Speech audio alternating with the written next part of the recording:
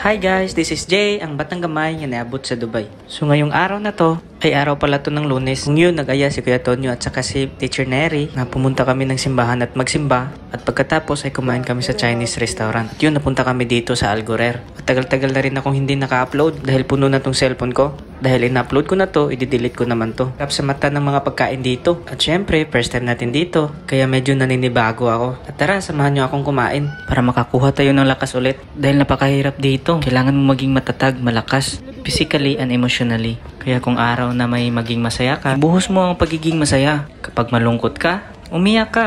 Pag gutom ka, kumain ka. Pag wala kang kausap, kausapin mo si Lord. At yun, hindi ka i-judge niya. Pero teka, kakain muna tayo. Dahil ang sarap-sarap dito. At saka masarap ako. Tangay na mo. Snacks pa yung kinain namin. At yun, dumating na yung shabu-shabu. Kinuha na ni Kuya Tonyo. At dito, kakain na kami. Sabaw pa lang, ulam na.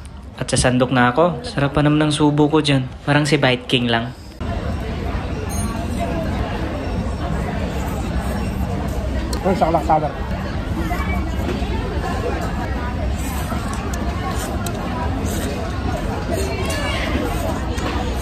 At dito, naparami tayo ng pagkain dito. Kita nyo ba si Bite King dito? Parang pareho lang kami, no? Sino bang di mabubusog sa ganyan? Sa sarap ko.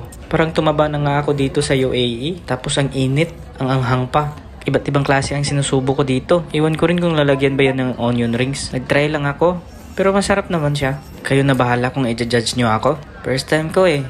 Pinapawisan ako. Parang naglalaro ng basketball. Seaweed, siomai. At yun, puno yung tissue. Parang naubos ko yung isang roll ng tissue. At kung umabot ka man sa video na ito at nasayang ko ang 2 minuto na oras mo, salamat sa panonood. Hanggang sa muli. Thanks for watching. Bye-bye.